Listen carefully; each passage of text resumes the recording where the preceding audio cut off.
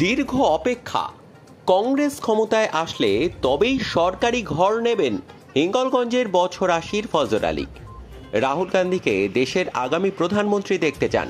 তিনি প্রধানমন্ত্রী হলে তবেই সরকারি সহযোগিতা নেবেন হিঙ্গলগঞ্জের বছর ৮০ এই বৃদ্ধ। রাজনৈতিক কর্মী থেকে নেতা নেত্রী যে কোনো নির্বাচনের আগে ও পরে দল পরিবর্তন যখন প্রধান আলোচ্য বিষয় হয়ে ওঠে, রাজনৈতিক নীতি আদর্শ প্রশ্ন চিহ্নের মুখে দাঁড়ায় যে যুগে, রাজনীতির নীতি জলাঞ্জলি দিয়ে স্বার্থ কুৎসা থেকে রাজনৈতিক চর্চায় যখন ভরে যাচ্ছে রাজনীতির ময়দান, সেই সময়কালে দাঁড়িয়েও নিজের দলের প্রতি কিছু মানুষের আস্থা ভালোবাসা দৃষ্টান্ত হয়ে থাকে। তেমনি এক কংগ্রেস সমর্থক হিঙ্গলগঞ্জের ফজর আলী।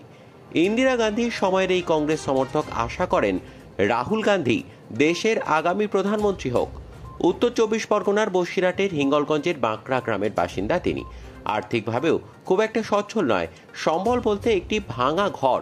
শাসক দল তথা তৃণমূল কংগ্রেসের নেতারা, কর্মী সমর্থকরাও বারংবার তাকে সাহায্য করতে এগিয়ে আসলেও সাহায্য নেন না তিনি চান তার দল অর্থাৎ কংগ্রেস ক্ষমতায় আসুক, আর দলের কাণ্ডারি হিসেবে রাহুল গান্ধী প্রধানমন্ত্রী হয়ে তাকে সাহায্য করলে তবেই তিনি তা নেবেন। অধিকাংশ সময় রাহুল গান্ধীর ছবি সঙ্গে নিয়ে ঘুরে বেড়ান এ বয়োবৃদ্ধ। রাহুল গান্ধী একবার হিঙ্গলগঞ্জে আসুক এবং তার সাথে সাক্ষাৎ হোক চান ফজর আলী।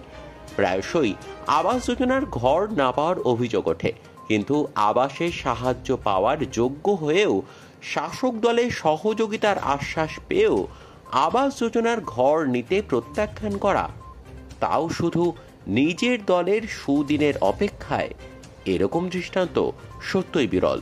ফজর আলীর মতো এই মানুষগুলো যে কোনো রাজনৈতিক দলের অহংকার।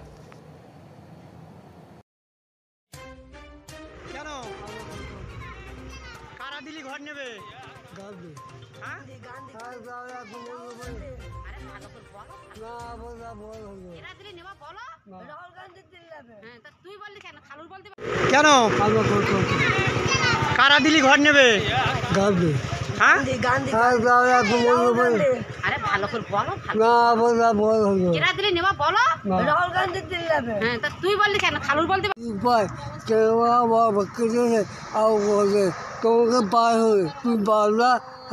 আমি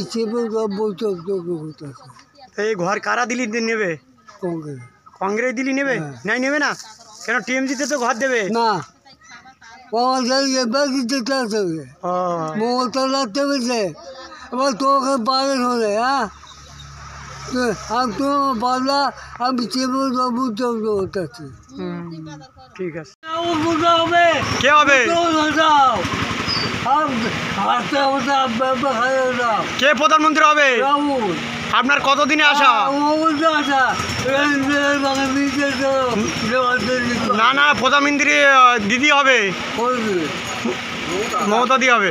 কেন?